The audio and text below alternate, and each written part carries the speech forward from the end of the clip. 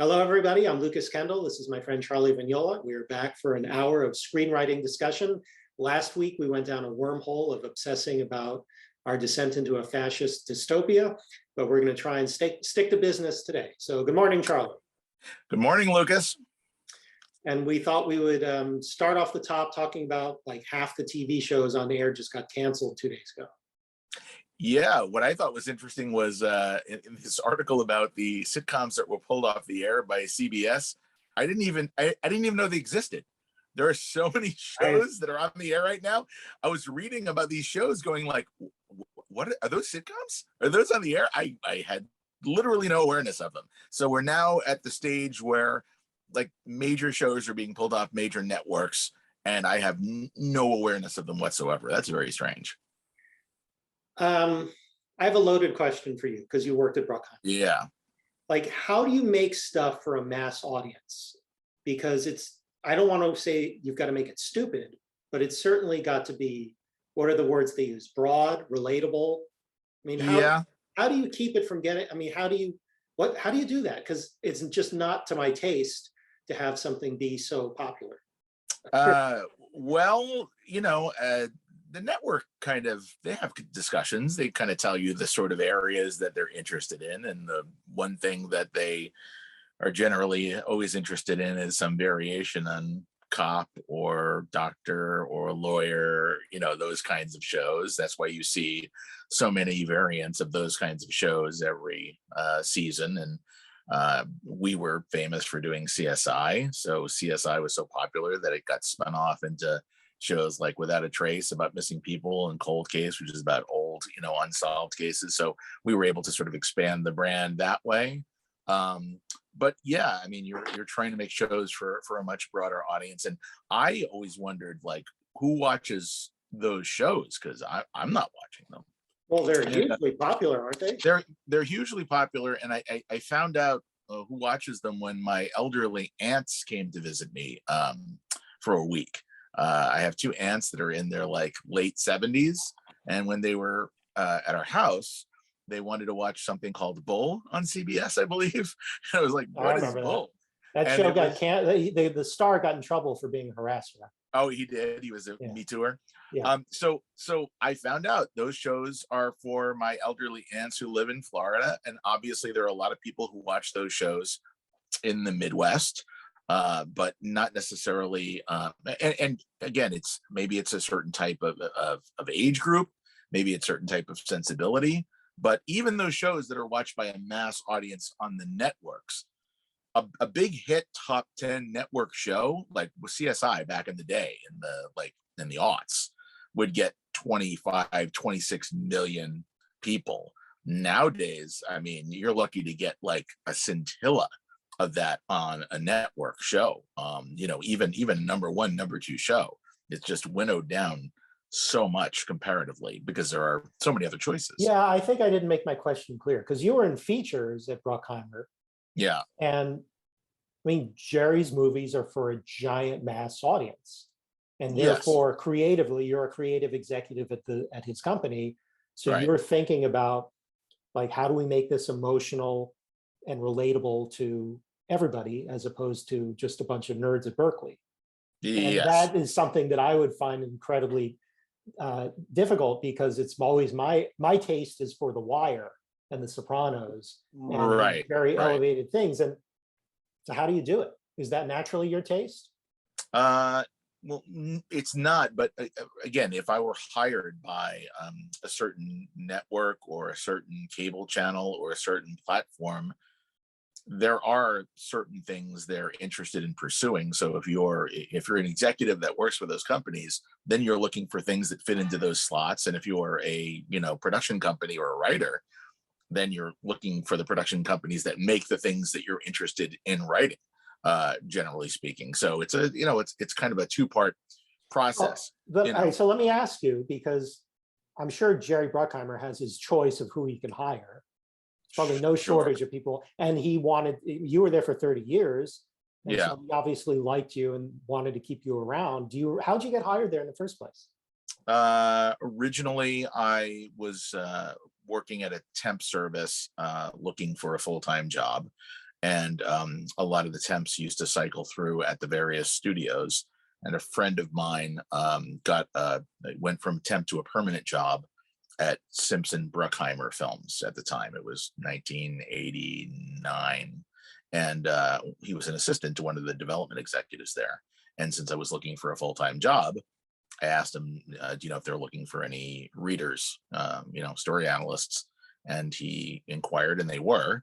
And so he arranged a meeting with me and his boss at the time, who brought me in there to talk to him and find out what my sensibilities, what my tastes were like, what kind of films I thought were cool. So, and what did you say? I mean, what was that like? Because you must have known their brand by that time. Yeah, it was, this was right after they had done like Beverly Hills Cop and Top Gun and Flashdance, and so those are the kind of films that they were doing, and I like those kind of films. I like Lethal Weapon, so we talked about those kinds of films, and then they gave me a bunch of screenplays to read over the weekend, and just a wide variety of of scripts to read and write coverage on. And I had to figure out how to write proper coverage, which I didn't know how to do. And so I asked my friends to fax me like what the coverage format was, and I read the scripts over the weekend and I wrote up the coverage. They liked them enough that they hired me. And so, I mean, I knew what kinds of films that the company was making.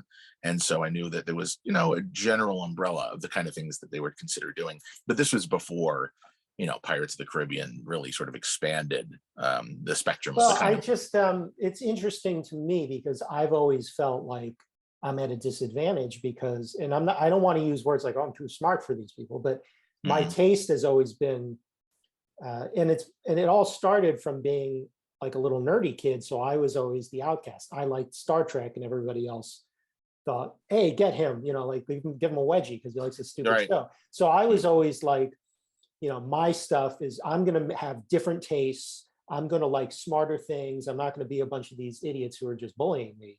And so it kind of gave me this complex of wanting to find the smartest, elevated. I mean, I was like, whoa, the Wild Bunch, this is awesome. And Chinatown, wow, that's so depressing. That's awesome. So I was always looking for the stuff that was really good. But at the same time, I came to see that when you get into the art film world, it's phony in its own way, where it's just like, let's try and make the most boring, depressing movie of all time with no entertainment value. And it's like, I'm not sure that the filmmakers who are making those movies feel that way. I think they think they're making something that's thoughtful and profound and interesting, and you just don't get it. I'll just tell you something that spoke to me, and I'll tell you another story. I was on Twitter last night, and somebody said, somebody who's actually a working TV writer said, hey, what's your favorite seasons of Law and Order? Okay. Because it was on for 20 years and it's on again. And the cast kept on changing. Yes. And for me, it's a no-brainer. Like the first 3 years when it was the all-male cast, and the fourth year, basically the first 4 years when Michael Moriarty was the prosecutor. Okay. Before they fired him because he became very eccentric and got in a fight. Did you not know this? I didn't know that Michael Moriarty they put him in a meeting with Janet Reno about censorship because this was the early 90s and there were some censorship concerns about what's appropriate for television. And somehow he got invited to a meeting with Janet Reno, and he kind of went off his medication and became very unstable, and they had to fire him. And he's have you seen the early Law and Orders? I mean, way back in the day. I mean, I've watched Law and Order ever since it was on. It's never really gone off. There's always been a version of it. The original conception of Law and Order was very much that it was torn from the headlines of the real New York, and you really followed the cops, and it was only rarely the kind of Agatha Christie rich people killing other rich people, and it ended up being just rich white people who were sort of villainously killing each other because it was more, I think, appealing. It was more popular than what they started out doing, which was a lot of street crime and drug crime and like actual crime.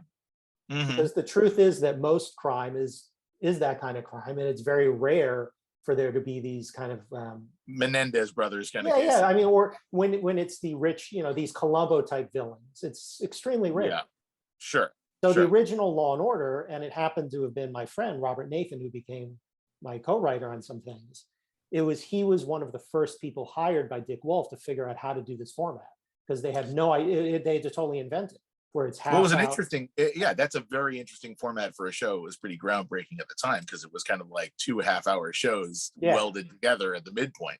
And that was always really cool how they were able to sort of balance that out.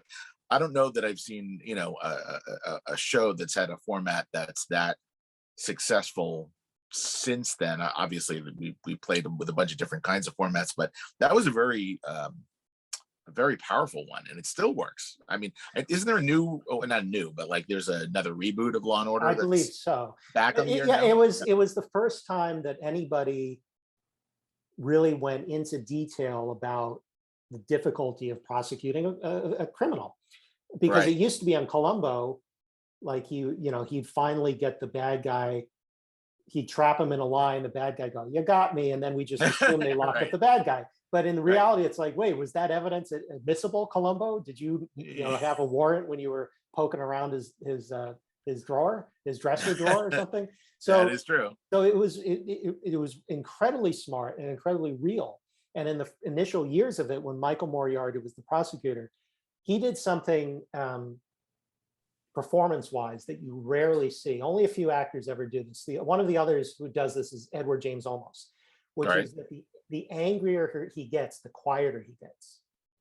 And it draws you in. So when Michael Moriarty, really, he sort of wore his heart on his sleeve, in that he would be incredibly emotionally invested in getting this bad guy who murdered some kid off the street. And you see him in the courtroom scenes getting more and more irate with this defendant, or in the plea bargaining scenes. And he would just and he had this weird sort of asymmetrical face with this Irish nose and these bright blue eyes, and the hair thin. And he'd sort of tilt his head sideways and say, like, "Sir, I'm very serious." And you just get sucked in. And it was truly an exceptional performance. And he was a huge star. And then when they fired him, and he kind of had a rant about Janet Reno, and it was sort of scandalous. But then they brought in Sam Waterston, who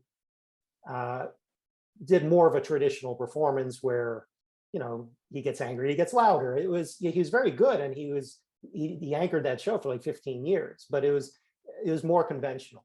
And then as they did more and more years of the show, it became more of the rip from the headlines, where it was basically these ludicrous, murders in the rich people's society. Yeah, I still feel like when I'm watching SVU is the one that my wife watches, and I think that's been on for a long time at this point. It's so. They're all ripped from the headlines. You must have done jury duty at one point. Yes. Lots in fact, the only reason I got off jury duty was because my company makes CSI. That's awesome. I got off one way the same way. They said, "Do you know anyone who's involved with the cops or lawyers?" And I said, "Well, one of my best friends is a writer on Law and Order." And he's like, "Do you talk about the show?" I was like, "Oh yeah, a lot."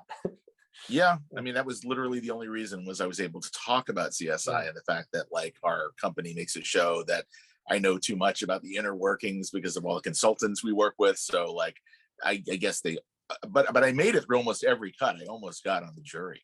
And then there was a woman sitting next to me in the jury, pool, who clearly did not want to be there and was being so aggressively like, I can't be objective. I can't be objective. And the judge was really trying to nail this woman. They don't like that. You can't get off that easy. And she's just like, "Well, I'm just telling you right now, I'm just not going to be objective." I always make sure to point out that I actually have a brain, because one side or the other has the lamer case. Yeah. And so one side or the other, anybody who's smart, they're going to think is going to see through their crappy case. Right. So I've gotten off one time. It was funny. One time we were doing the voir dire. It started Thursday afternoon. And then for whatever reason, Friday was an off day, and we came back Monday. Yeah.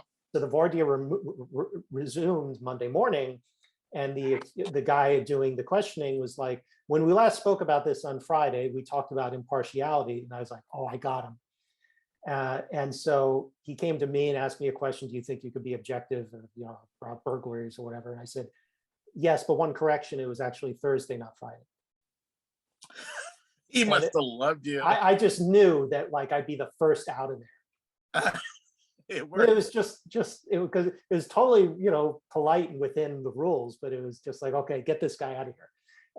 That was the one where it was also Brian Benben was in the jury pool, the actor from Dream On. I remember him, yeah. And he was mostly on his phone, like didn't want people to talk to him. And he was married to Madeline Stowe. So it was very funny. They passed the microphone. He goes, yeah, I'm an actor. My spouse is an actor. I assume they didn't pick him. No, they settled it. It was some like burglary thing, and it turned out that like almost every single person in the jury pool had been hit. Oh, geez. So it's like everybody would be like, "Oh, I hate burglars," and so somebody saw the writing on the wall, and they pled it out or something. But my point in bringing this up is that anybody who's been even peripherally involved with the criminal justice system knows it is nothing like television. Nothing like television.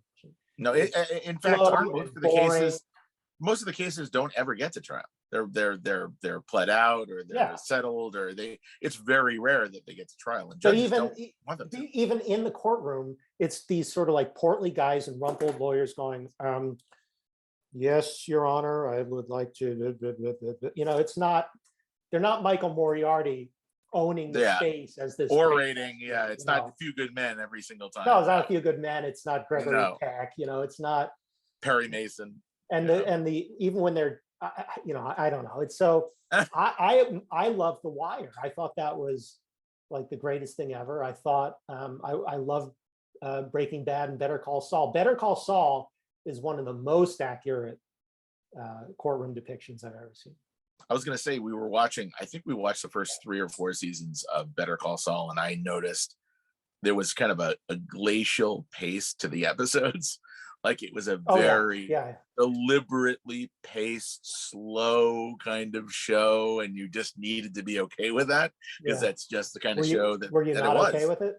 I think my wife got kind of antsy with it, and like I watched it because it's like, well, these are great, makers of quality television, and I really liked the show, but I definitely noticed they had very long takes, just very long takes, and that's not the norm for a kind of modern sensibility, which is been affected by the Michael Bays of the world, where they cut frames every second, just to keep you wired.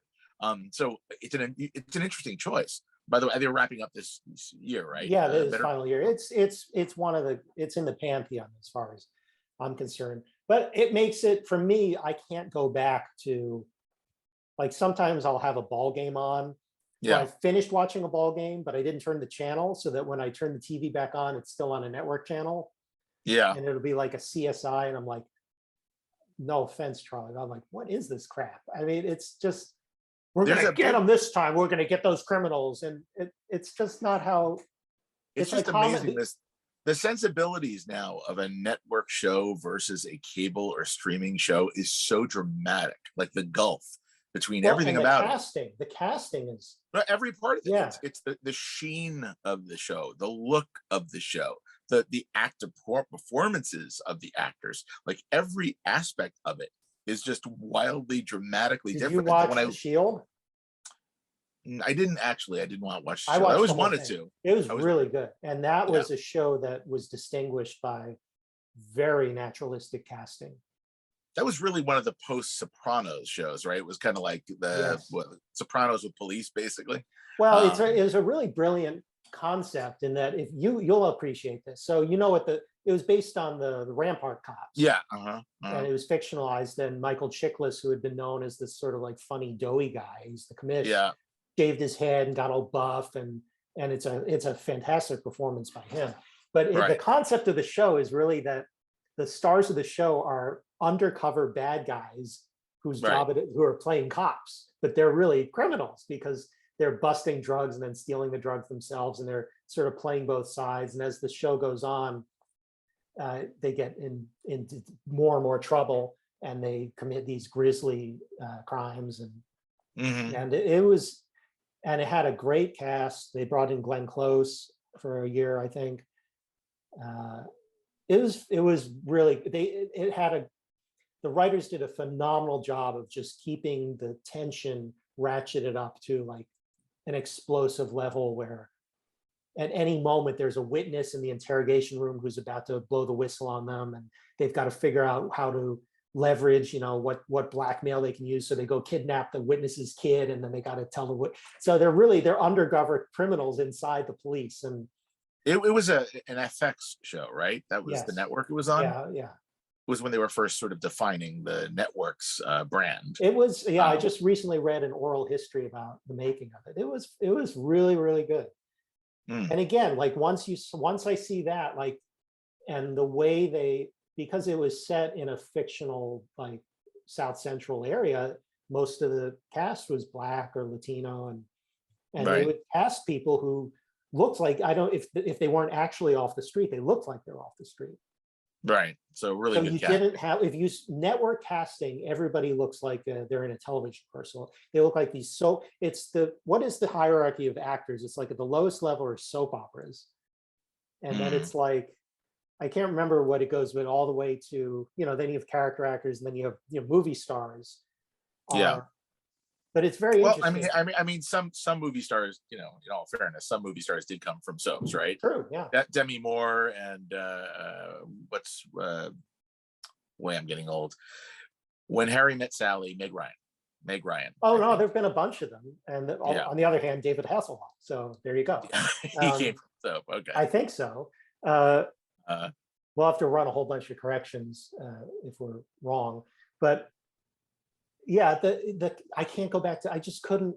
The fact that it's hard to go back to watching a network show after you've had the pleasure of watching. Yeah, I mean, it's like to think that there's this alternate universe that's populated by serial killers and evil rich murderers who leave behind the most exotic shreds of evidence. Didn't CSI like ruin it for prosecutors because juries got accustomed? It's called the CSI effect. Prosecutors complained about this and basically said that the people thought that the show was reality, and that if every single one of these like high-end cutting-edge tests weren't applied to every single case, then a defense lawyer would be able to create reasonable doubt about every single aspect of the case, and prosecutors would throw their hands up like, you got to be kidding. Because even fingerprints, it's not like it's like, okay, that's probably the fingerprint. It's not that exact. I was surprised to find out that eyewitness testimony is actually one of the least reliable forms of evidence in any case, because you can't count on a person's individual recollection of anything. And I belonged to when I was in college, there was a psychology class, and they did this thing where somebody ran through the class in the middle of a lecture, like just a weird thing. And then after that, the teacher started asking us questions about the guy who had just been in the classroom, and you realized how varied everybody's opinions were about the guy. And we're all, it's like 50 people in the classroom, and it's just like, okay, you only had like 45 seconds of this guy running through the classroom. This is what you guys, like, it just happened. Yeah, our criminal justice all over about how heavy, all these things. It was really interesting. Yeah. Anyway, I don't see how I would ever make a network show, and I don't understand. That's not your sensibilities as a writer, right? I mean, like when you were saying early on that your taste was smarter and a little bit nerdy, your taste has swallowed Hollywood whole, right? Because the only movies that are really big successful movies now are the kind of movies that as a kid you loved, which is like big sci-fi, so. I mean, there's a lot of big fantasy, supernatural, that kind of stuff. But I was always that kind of stuff. I always gravitated to the best versions of it. If you go back and watch the original Law and Orders, the storytelling is so good, and the way that it's essentially an anthology in that it's about the crime of the week, and it's about the drama of the victim and the victim's family and the killer and what particular circumstances led to it. And they just did such a great job of keeping it real and keeping the motivations real, so that when you got to, it wasn't any of this Bond villain stuff where it was all these elaborate plots. It's really like the kid did it because the kid missed his dad, and the other woman was taking his dad away, and they tried to cover up to protect the kid. It's like these obvious human things, and it would just they would bury it so intricately inside all of the police detective work and all of the legal maneuvering having to do with the admissibility of evidence or jurisdiction rules and things like that. Right. So that's, but you wouldn't write that, right? No, I would totally. I don't know if I'm. Oh, you like that stuff enough, and you understand that stuff enough that you think that you could get on the writing staff of like one of those kind of courtroom Law and Order shows. And I would need an education. I would definitely. I certainly wouldn't be able. I mean, what wouldn't you be able to do? I think the technical aspects of building the case and things like that are just like, that's not how my brain works. You have experts on. You have people to help you. You have people to know that. Yeah, but I mean, if you're trying to build a story, like, don't you have to like internalize those aspects of the procedure to build them properly, to create drama and tension? Well, I think you do, because in later years the show got lamer, as it looked like they were simply copying the templates from earlier seasons. My friend was not a lawyer, but he was an NPR journalist, and he was a novelist, and they had lawyers on, I believe, on staff where, but it's still like a story version of lawyers. There's tons of conceits with Law and Order, the way it moved with the Dung Dung and January 27th and Dung Dung March 23rd. It's like, oh, this is really supposed to be over 6 months or 4 months, or because these prosecutions can take forever. And the characters are talking about it like they just had that conversation 5 minutes ago. All those scenes where it's like, well, pull the phone records, and then dung the office of, we pulled the phone records. Are the addresses in Law and Order all made up? I believe so. Yeah. So they're all fake addresses, obviously, because I noticed in every episode, everything is like an address. I don't know the answer to that. I know the precincts are made up. They are. Okay. But I know that the general principles of how they created the show was that they just looked at obvious things, like as opposed to Columbo, where he gets Leonard Nimoy to confess that he actually killed the guy, and then goes, you got me, Columbo, you're a good one, almost had you there. They have all these problems where the guy killed the guy and that there's a gun there, but maybe the gun had been salvaged by a homeless person who then kept it in his little fort in the park. And then when they found the gun inside the fort in the park, they the attorney said that was actually his home, and you needed a warrant. And they're saying, no, it's not, it's a public park. And so they spend 15 minutes of the episode having the gun thrown out because of this constitutional law issue having to do with what is a person's home. Interesting. Very interesting. Charlie, this is a famous show. Come on, man. But that's what they did. That's why Law and Order was interesting. But when you when you come up with movie ideas, your brain is not going towards like what would make for an interesting courtroom trial, like a movie that revolves around like a murder trial or something like that. It's a different skill set, but still the human part of the story would be the kind of stuff that you would have to use for your brain. Because what would happen is they'd get the gun thrown out, and then they'd have to they okay, obviously this guy did it, and how are we going to win this trial without being able to reference the gun? And so they'd have to find another way. If you watched Law and Order enough, you always knew that at 10:50, the prosecution's case was completely sunk, except somebody had the one bright idea, which was something along the lines of, hey, he mentioned he got that at that 7-Eleven, bodega.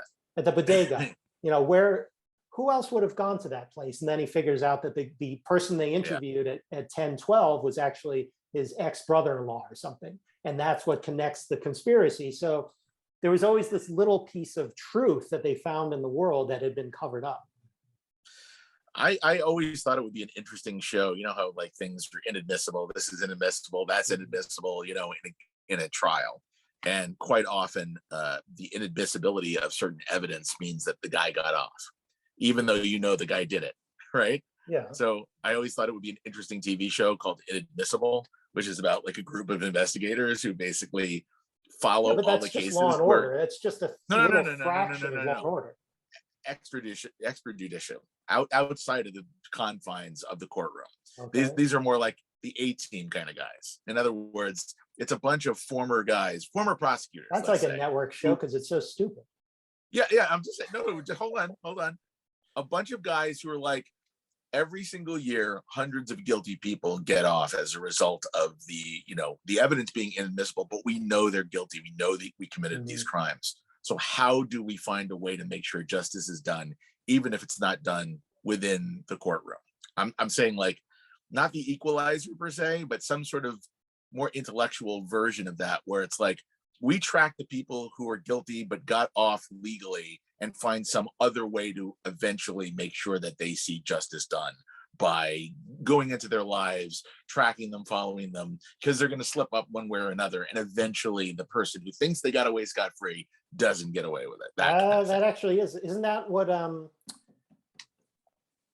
was that silly show, Person of Interest, where there's like a computer that I don't know. It's believe me, this has been done. What that was? I don't know. I'll tell you a funny story. This was told to me by an actor whose name I won't share because I don't want to possibly embarrass him. But he said at one point he was cast as a cop in a show that was about it was called Suspect or something. It's called what?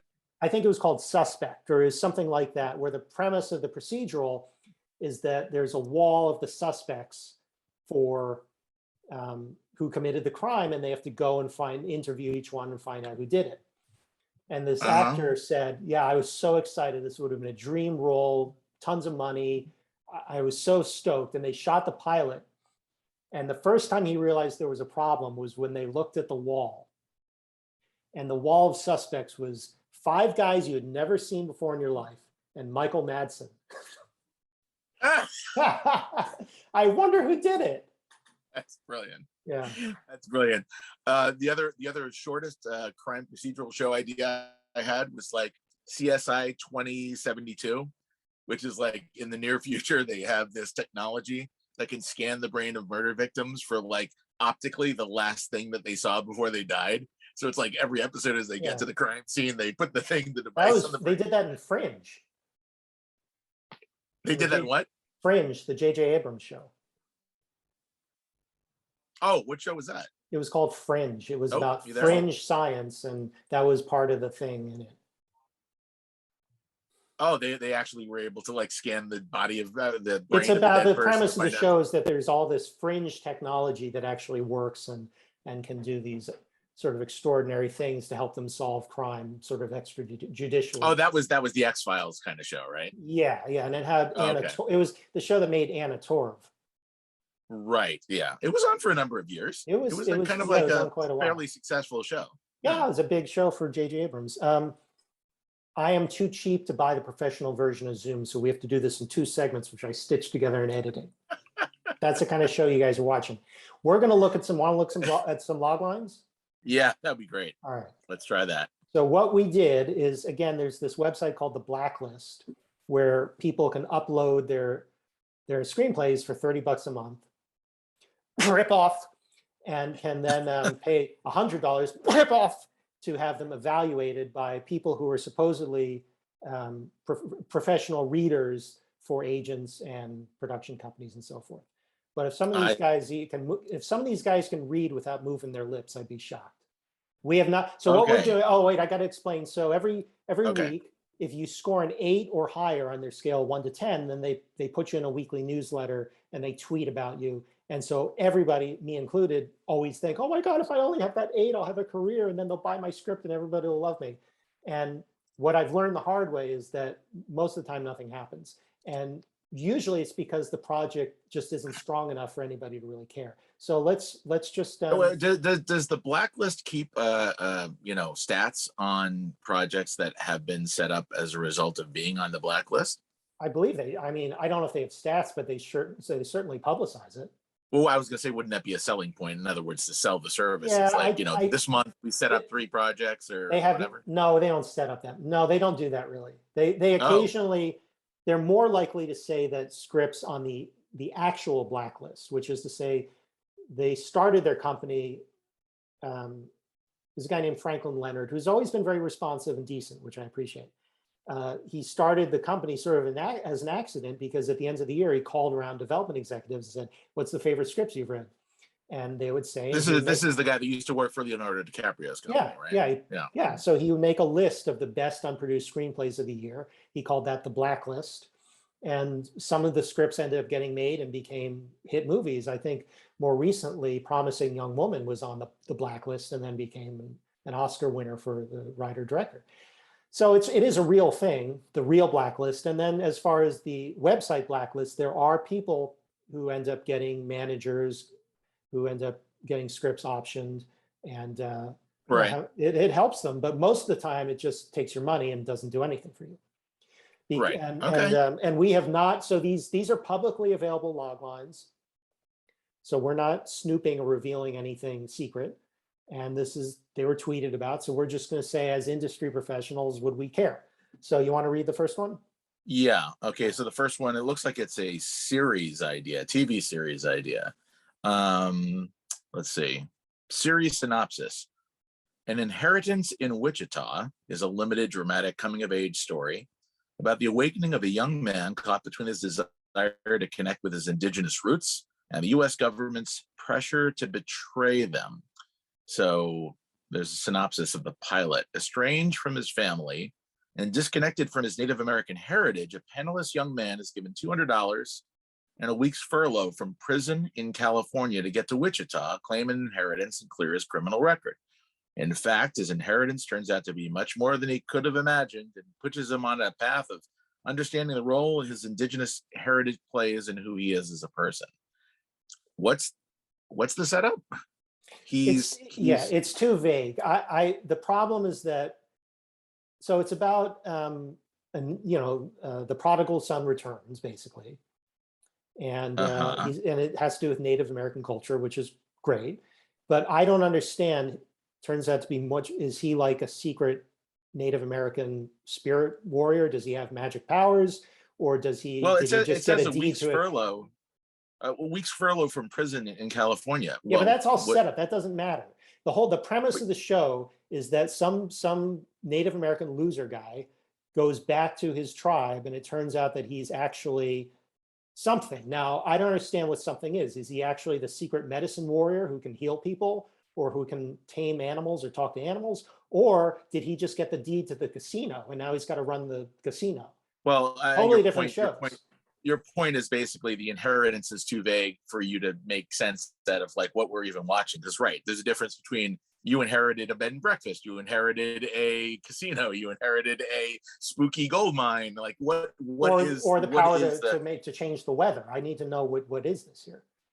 Right, and understanding the role of his indigenous heritage play it's very vague. It's just very vague in terms of like what he's going to be facing on a week-to-week basis. So I'm not sure that I would, be that interested in that idea. Although the Native American angle in this time of diversity would at least get somebody to like try to understand. Right. Yeah, I have a few points that I've made before in the show. So let me recap. Television projects really don't help you on the blacklist, except if you're interested in being a staff writer, because there are managers who are looking for young talent and diverse talent. So this is a good play for him because it's obviously well written enough that they gave it an 8. Yeah. So if I'm a manager looking for new clients that I can get into the staffing season, although because there were just like 40 TV shows canceled, there's going to be an abundance of out of work TV writers. It's going to be very difficult. But okay. I mean, you're as a newbie, you're just not going to sell a show into development unless it is an absolute genius idea. Or unless you're buddying up with somebody who's already a friend of yours who's a showrunner. Right, which I do. But I also want to say, because we're getting harsh, and we are distinguished by the fact that we're not total jerks. Like Justin H. Reed, congratulations. We don't know you. And this is a big moment for you. And I'm sure you're very proud. And that it's like if somehow somebody tells him about this or he watches it, like, who are these guys talking about him? And that must be a very weird feeling. And so as much as I was harping on the idea that I don't understand what the show is about, I my heart goes out to Justin H. Reed, and I wish him all the best in using this to try and get representation or whatever he wants to do. And by the way, we're judging or we're reacting to log lines, obviously not the finished script. The finished script could be amazing. And in fact, it probably is really great for it to be here. So it's more about like, is the log line intriguing us as development executives working for a company looking for material to solicit for us to read? That's that we're talking about. Is it going to grab our attention here? I got to say though, because I'm a lifelong copy editor, when I see US without the periods and when I see indigenous capitalized, I don't know if it should be. I'm always a format police in that sense. It makes me think, okay, this person has a lot of experience writing or not. So this is another TV. This is another TV series, I guess. Message in a Bottle by David Jacks and Jeff Grimm. Congratulations, guys, for being on the blacklist. Series synopsis. A widower tries to bring her daughters together by taking them on an island vacation he can't afford. When they find a map to a legendary lost treasure, they must band together to get to the goal before the gold-thirsty locals get to them. All right, so the pilot synopsis. Well, it might be the same. Gold-thirsty, by the way, is probably a hyphenate word there. That's a TV show idea. Seems more like a feature. Yeah, I was gonna say like that's an open-ended 4 or 5 season show. Like I don't know. Again, and again, the idea of a guy who's inviting his daughters to come hang out with him, and then they find a treasure map. A little generic. I think we need to know how old these daughters are. Yeah, are they teen daughters? Are they who are divorced and like looking for a fresh start? Are they little kids? Like I don't know. It's a widower, obviously. But that could be somebody. He could be 30. He could be 75. Correct. So there's a little bit of generic and a little. I'm not sure that a treasure hunt is the beginning of a long running show. I gotta say, gold thirsty locals sounds like a weird concept. It seems. I mean, who doesn't like gold? But does that mean they're like? Right. I mean they're all in on a conspiracy about gold, or does it mean that they're have some supernatural aspect to them where they use gold in their elven rituals? Or it's a little also it's hard to tell tone from this. Is it lighthearted like Goonies? Is it like Treasure of the Sierra Madre? It's like you just said, is it Lost? I am not quite sure. Okay, then we got a couple of features. I can read this one. The Outpost Horror by Peter Hague. When a retired war journalist returns to the outpost where her son was stationed to investigate the mysterious circumstances surrounding his death, she uncovers unspeakable horrors. Too vague. It's like half of a potentially good setup. It's like the setup is potentially interesting, but then the what it's about part is too vague. So it's like I don't mind the idea of a female war journalist, a mother who's investigating her son's overseas deaths and ... Something interesting happens. In this case, the something interesting is a little too vague to really kind of hook into it. By the way, if this were a true story, obviously that there'd be points for that. But since it's not, I don't believe it's a little hard. It's vague because it's cool, the idea of a retired war journalist and then going to some outpost. I intuited it was in the Mid East, but unspeakable horrors. Does that mean there's like ISIS is lurking, or does it mean there's the ghost or the vampire? I mean, remember the Pat Tillman story, the real life story from that was always fascinating, right? And this is, I guess, a fictional version of something like that, where instead of the family kind of demanding answers in America, the mother is a war journalist who goes over and investigates her son's death. I'll tell you what's bothering me. Here's what's bothering me about this is that a retired war journalist, interesting character.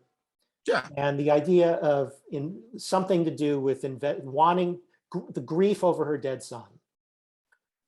And I don't understand the emotional journey that this presents, because is this movie about coming to terms with grief? Is this movie about vengeance?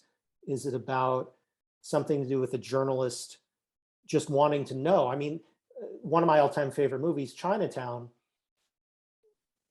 he messes everything up, and the bad guys win everything, and forget it, Jake, it's Chinatown. But he does learn the truth. He's a detective who wants to know the truth. By the end of the movie, he knows everything. It's just he finds he's utterly powerless to stop it. So it's there's a cosmic kind of karma there with the fact that he's a detective. If this is what I'm trying to say is that for this thing to really pop, you need something. It's the journalist sticking her nose where it doesn't belong to learn something, and it needs to end up with some truth about the world that has to be related to the horror. You see what I'm saying? Yeah, well, I mean, can you express it in a more coherent way than I just did?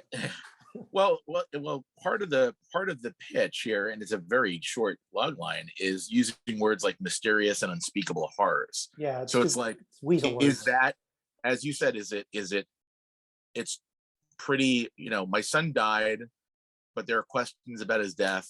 I investigate, and it's a cover-up, which could very well be any one of lots of like true stories and Pat Tillman, that kind of thing. Or is it something using mysterious and unspeakable horrors because it's not just pedestrian bureaucratic cover-up, but something far more Is it supernatural? Is it supernatural? Yeah, it could be, but it's unclear from this. So it's like I said, it's half of an idea. Yeah. It's like half of an idea that's kind of intriguing because of the retired war journalist part, but then the investigation itself is too vague to fully get a hook into me. Okay. May Mackenzie's Last Stand by the Barbieris, Heather and Sarah. Okay, so let's see. They're Italian. That's Italian, right? Yeah, no, it is. Yeah. Wyoming Territory, 1868. After a sociopathic outlaw leaves May Mackenzie for dead, she sets off on a perilous journey, hell-bent on vengeance. Very easy idea. It's Miss 45 in the Old West. It's basically a story of a female vengeance story. A woman left for dead in the Old West, trying to get revenge.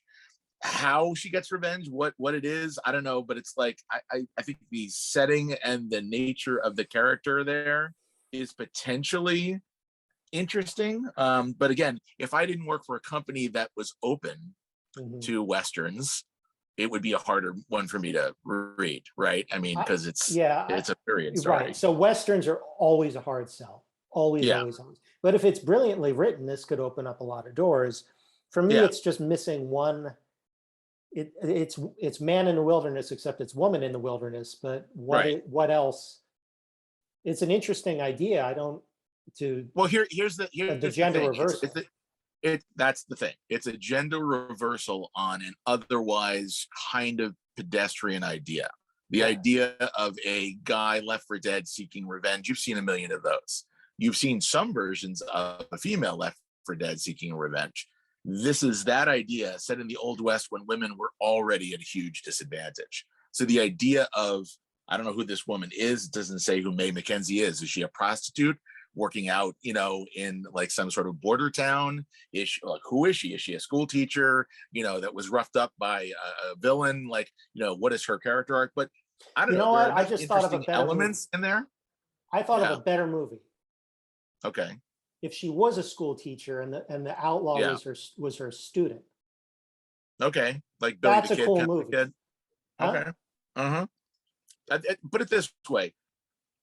There's enough interesting stuff in that one line, element-wise, conceptually, that I'd be like a little intrigued to kind of want to see where it goes. So I don't know. Out of the ones I'm reading so far, this is the one that I'd be, again, notwithstanding whether my company is looking for a Western or not, there's something kind of interesting there. What's the next one? Silent Spring. Do you know this book? I do not. Very, very famous. It sounds familiar. Very, very, very famous environmental book. One of the very first ones, groundbreaking, about expressing how pollution was going to screw up, people and kill people, that kind of thing. So this looks like it is based on a true story. Silent Spring, Blacklist, Climate Storytelling Fellowship. Elise Griven. Biologist Rachel Carson takes on the government and powerful chemical industries as she struggles to write Silent Spring, the book that sparks the creation of the American environmental movement. Yeah, I mean, it's going to be an Aaron Brockovich based on a true story. What's the other one that recently it was another one of these stories, Dark Water.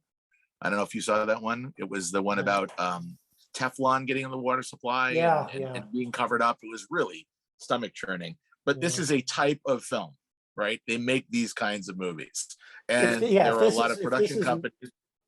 If this is well written, this has a and it's interesting where it's got more ratings, so it's clearly more.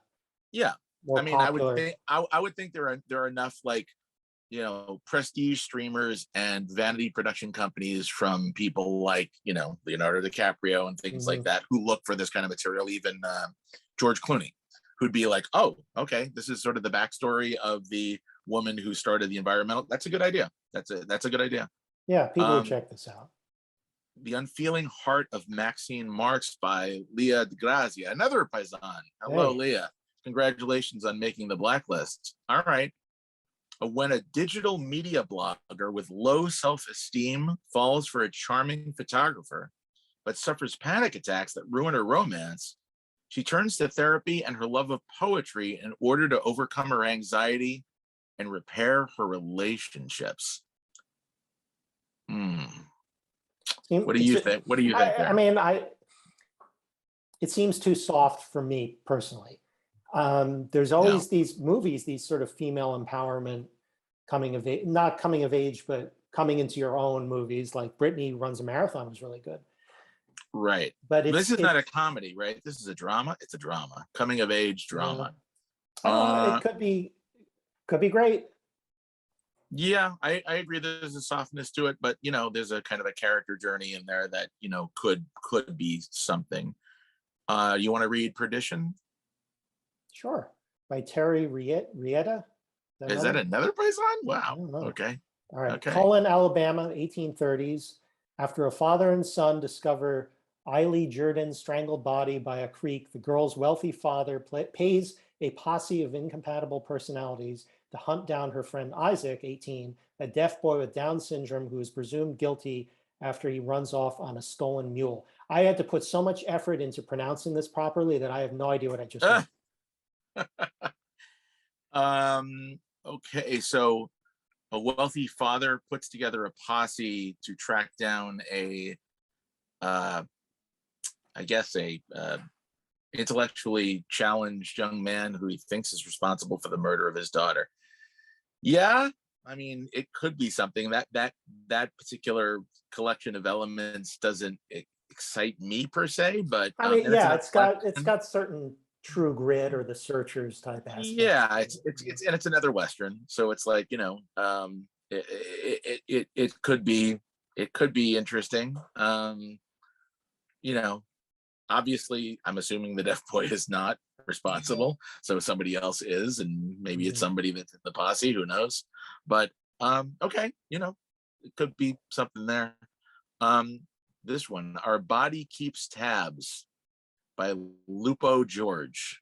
Our Body Keeps Tabs. All right. A man with epilepsy and hippocampal sclerosis, that's very specific, suddenly becomes guardian to his estranged niece after her mother dies. Amidst generational trauma from the Armenian genocide and its resurgence, they form a band helping them cope with ancestral pain and his declining health.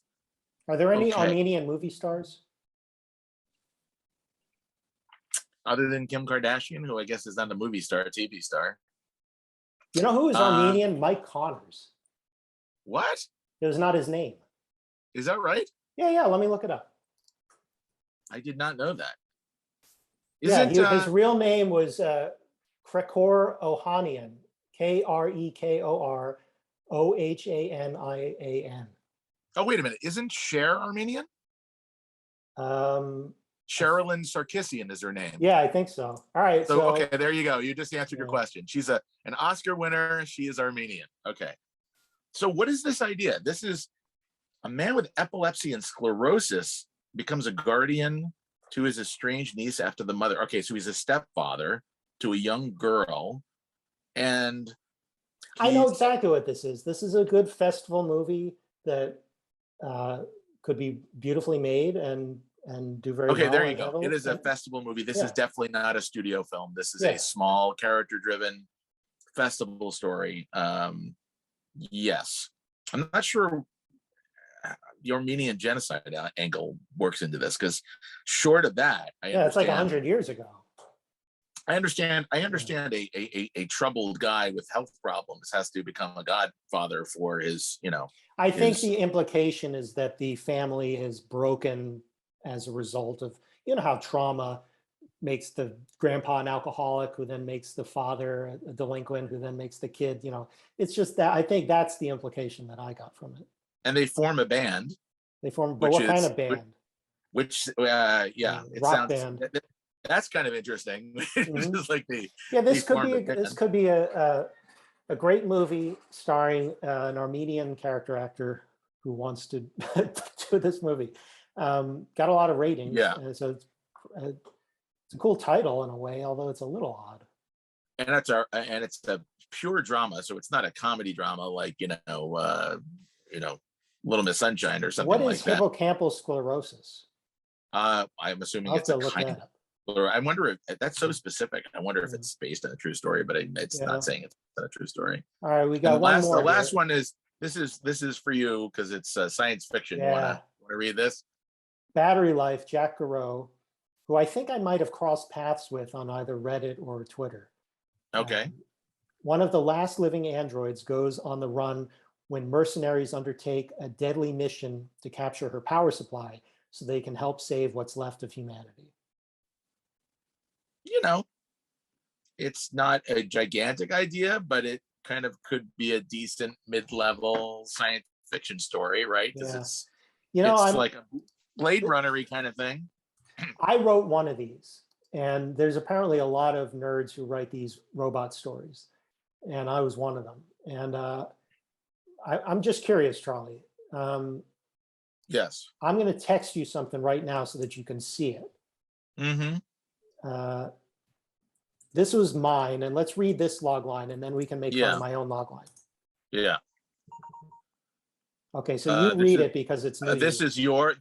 Yeah, this is a script I wrote that I had on the blacklist, and I think I got like a 7 and a 6, and then I gave up. I like the title, Spare Parts. Okay. A bionically enhanced police AI expert struggling to accept her motherhood to an adopted baby must capture an android assassin whose robot child, if constructed, would destroy the world. I like that a lot. Oh, thanks, Charlie. I think that's a really cool log line. Again, the drama is inherent.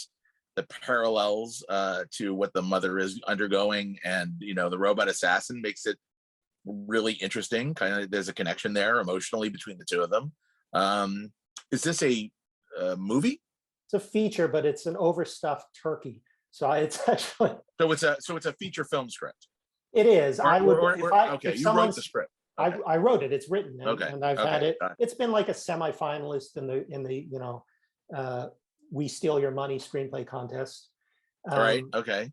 I think that's cool. It is kind of cool. It's too expensive. Nobody was interested. I like it. If I ever sell something else, then I can pull this out of a drawer. If I had my way, I would do a TV show out of it because I just had so much story and mythology to it. Is that what you think was the issue with it? Was it just too dense with backstory and exposition? Or the way I wrote it, I'm not sure many people actually read it. Few people read it and were quite complimentary, but I think that it looks like it's going to be some action thriller with robots shooting each other, and there is some action involving robots shooting each other, but it's more emotional, it's more interior, it's more about the characters. So I think that you can't just make it as a foreign sales action movie because it's too smart. But at the same time, it's like any producer looking at this would be like, I got to raise 150 million to make this, and it's an original, it's not based on a book, it's from a nobody. It's like, I can't mess with this. What was your do you remember where the thought hit you, or where the idea came from, or what books or movies were influencing you when you came up with this as an idea? I The do, and origins of it's the idea? kind of a long story that had to do that I'd rather not go into because it evolved. Originally, it was about a bionic kid and a robot, and it was going to be like the professional, and it was in outer space, and it just, I thought I couldn't make it work. It was too complicated, and I thought, what if the kid is grown up and has to catch the robot? And it's it is what it is. I'll have to revisit it. There are some little tweaks I should make for clarity, but it's actually very emotional because it's really, for all the robot stuff, it's really about the desire to have a kid. Yeah, no, Which I know very again, well. I don't know if I ever told you, but you probably know that my wife and I have twins. They're in second grade, but they're identical twins, and it was the most fraught IVF journey. It was like so dramatic and near miscarriages, and I came, and there was a disease we had to screen for. It was so awful. And that's why wow. when people like think my script sucks, I'm like, bro, that's nothing. Oh man. It's really like the most stress of your life is going to the doctor's office thinking your wife has miscarried twins and finding out she didn't. It's like, oh my God. No, that's sweet. Well, actually, in a weird way, what this reminds me of, this idea. Do you remember when we read a log line about a woman trying to fish for a shark or something? Yeah, and the yeah, shark that was cool. pregnant, and the woman was pregnant. Yeah, and it was it does. Reminds me of that. It was an odd idea, but that parallelism, or that kind of like connection between sort of the protagonist and the antagonist, where it could sort of switch modalities, that's fascinating. And it's like there's another element of that here, which is, it's an android assassin, but they both have a child, and they're both trying to sort of like protect what they hold dear and sacred. And so who do you empathize with? There's interesting stuff there. So I think that's well, thanks. I mean, the way the script cool. is written, he doesn't do enough assassinating. He has the potential for that. It's just I had too much stuff. I had 8 hours of stuff, and tried to make a 2-hour movie. But if I ever made my spaceship movie and it did very well, I would pull this. I don't, who knows? All these if onlys. If and only Charlie. This is a very sci-fi idea. Like, you obviously, you're pretty broad, because you have like your autobiographical comedy drama, you've got science fiction, you've got horror, you've got your sort of your TV series ideas, like sort of misfits, so all that stuff. I'm probably more broad than I should be to succeed commercially, because they want to know what's somebody your wants lane. to pigeonhole you. But I'm never going to be one of those writers. I'm really a producer, and I write so that I have something to produce, and I direct so that it comes out the way I want it.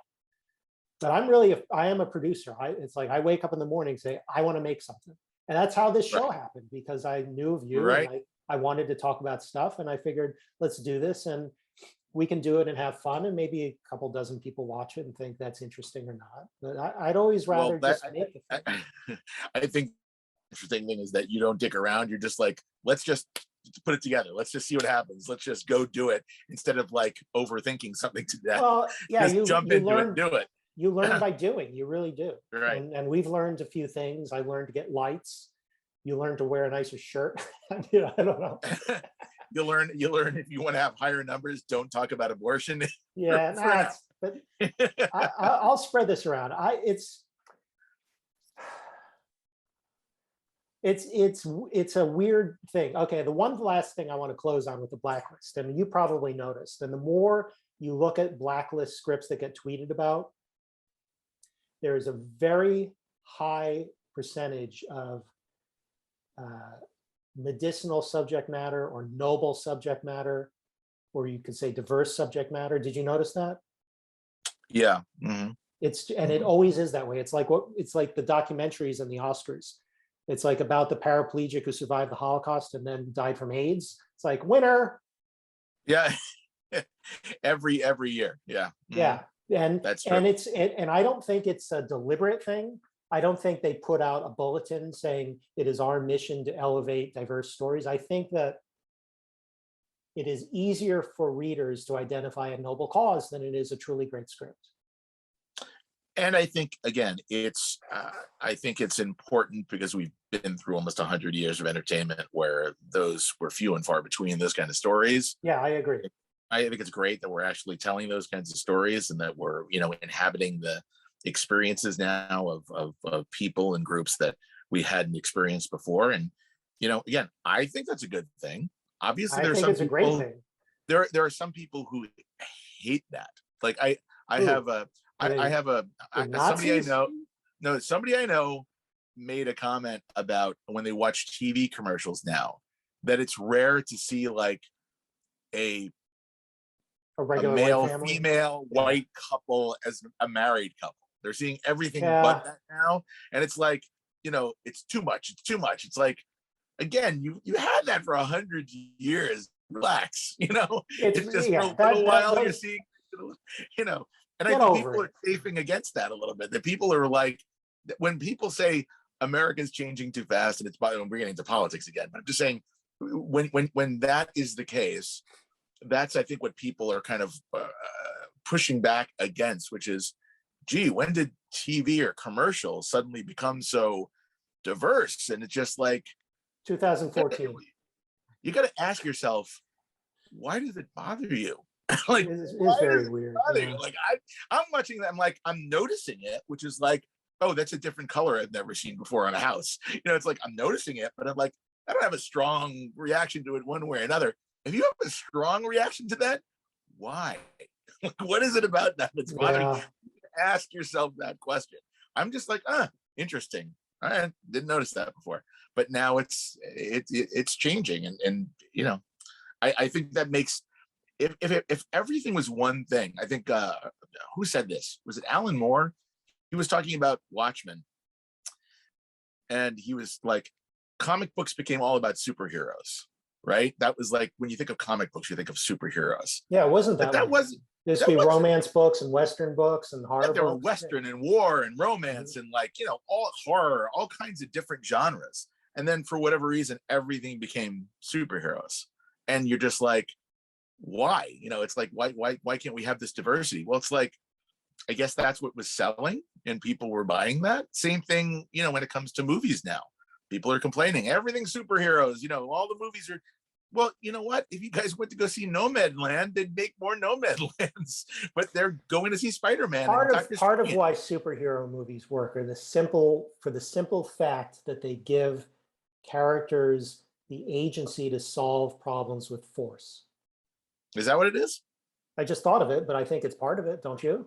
I think it's also escapism and simple solutions it's fantasy to and complex. It's eye candy, but I think it has a lot to do.